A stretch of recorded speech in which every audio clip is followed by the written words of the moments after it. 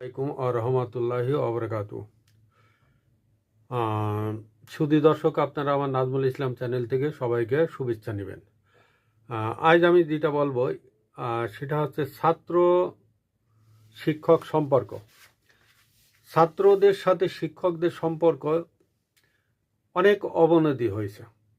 গত 5ই আগস্টের পরে এদেশের শিক্ষকদের মান মর্যাদা কোনো কিছুই নেই, সব ধ্বংস হয়ে গেছে। আমি একক কোনো পক্ষকে দোষ দিব না, তারপরেও একটা কথা, 5ই আগস্টের পরে শিক্ষকদের সাথে এত দুর্ব্যবহার করেছে এই ছাত্ররা, যেটা বাংলাদেশের ইতিহাসে কেন পৃথিবীর ইতিহাসে এই ধরনের ঘটনা ঘটেনি। কয়েকদিন আগে একটা বিষয় দেখলাম, এই সপ্তাহখানেক আগে,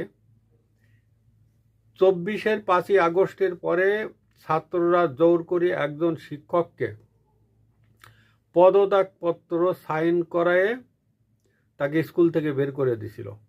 তিনি তারপরে হাইকোর্টে গেছেন, হাইকোর্ট থেকে তিনি চাকরিতে যোগদান করার একটা অর্ডার নিয়ে আসছেন।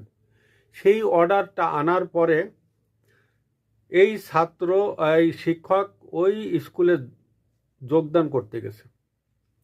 তারপরে ছাত্ররা তাকে চরমভাবে অপমান করেছে এবং তাকে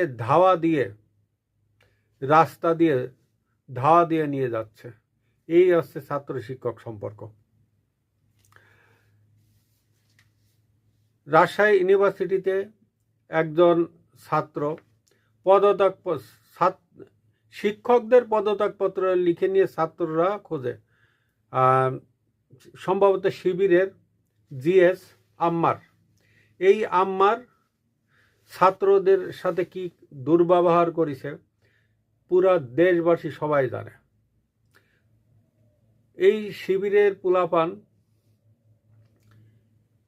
যে ইসলামী লেবাস পরে তারা যে শিক্ষকদের সাথে এতটা দুর্ব্যবহার করবে সেটা ধারণারও বাইরে।